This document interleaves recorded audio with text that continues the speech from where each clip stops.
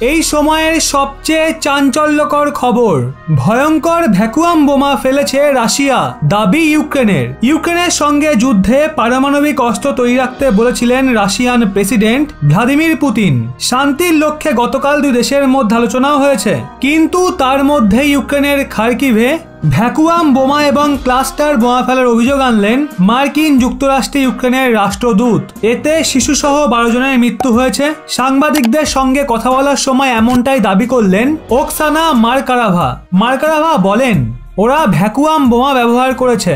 Geneva চুক্তি অনুযায়ী এই বোমার ব্যবহার নিষিদ্ধ। সেক্ষেত্রে বুঝতেই পারছেন কি ধরনের ধ্বংস শুরু করেছে রাশিয়া। কিন্তু ইউক্রেনের বিরুদ্ধে লড়াই করবে। আমরা আমাদের অস্তিত্ব রাখার জন্য লড়াই করছি। আমরা ক্লান্ত হব না। শুধু সেনাই নয়, ইউক্রেনের পুলিশ, ন্যাশনাল গার্ড সহ ইউক্রেনের মানুষ রুশ আগ্রাসনের প্রতিরোধ করছে।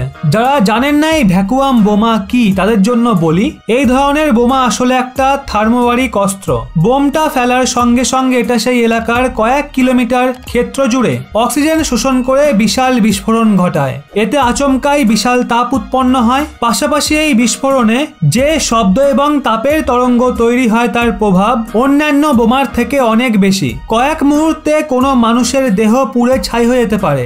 এক আন্তর্জাতিক সংবাদ মাধ্যমের দাবি, ইউক্রেন রাশিয়া সীমান্তে তাদের টিম থার্মোবারিক রকেট লঞ্চার দেখতে পেয়েছে। শান্তি আলোচনা হয়েছে ব্যর্থ। 64 কিলোমিটার লম্বা কনভয় নিয়ে কিভের পথে এগোচ্ছে রাশিয়ান সেনা। ইউক্রেনে বড়সড় হামলার প্রস্তুতি রাশিয়ার। কিভের দিকে এগোচ্ছে রাশিয়ান সেনার 64 কিলোমিটার লম্বা কনভয়। ভ্যাকুয়াম বোমা দিয়ে হামলার অভিযোগ উঠেছে।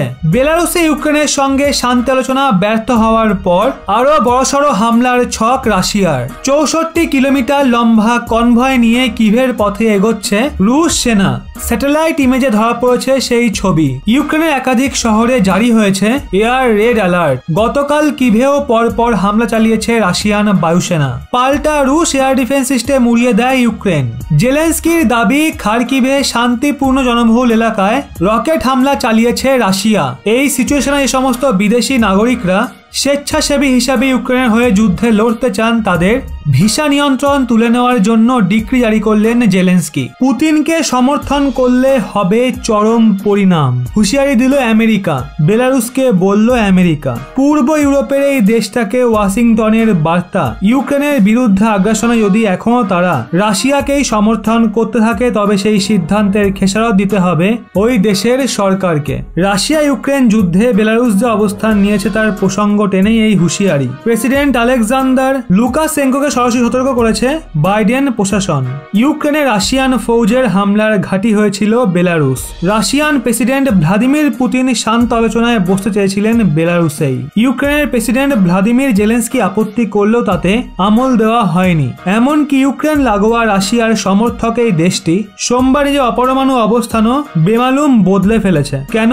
যাতে রাশিয়া তার পারমাণবিক অস্ত্রশস্ত্র বেলারুসে এনে রাখতে পারে এবং সম্ভবত ইউক্রেনে আঘাতও হানতে পারে। বেলারুসের এই পুতিন সমর্থন প্রকাশ্যে মাত্রা ছাড়া বলে মন্তব্য না করলেও বাইডেন প্রশাসন আকারে ইঙ্গিতে বুঝিয়ে দিয়েছে বিষয়টি আদতে সেই জায়গাতেই পৌঁছেছে। সেই জন্য এই ব্যাপারে বেলারুসের প্রেসিডেন্ট আলেকজান্ডার লুকাশেঙ্কোকে সাবধান করে আমেরিকা জানিয়ে দিল, লুকাশেঙ্কো যদি ইউক্রেনের বিরুদ্ধে রাশিয়ার আগ্রাসনে এভাবে মদত দিতে থাকে তবে বেলারুসকে তার দাম দিতে হবে।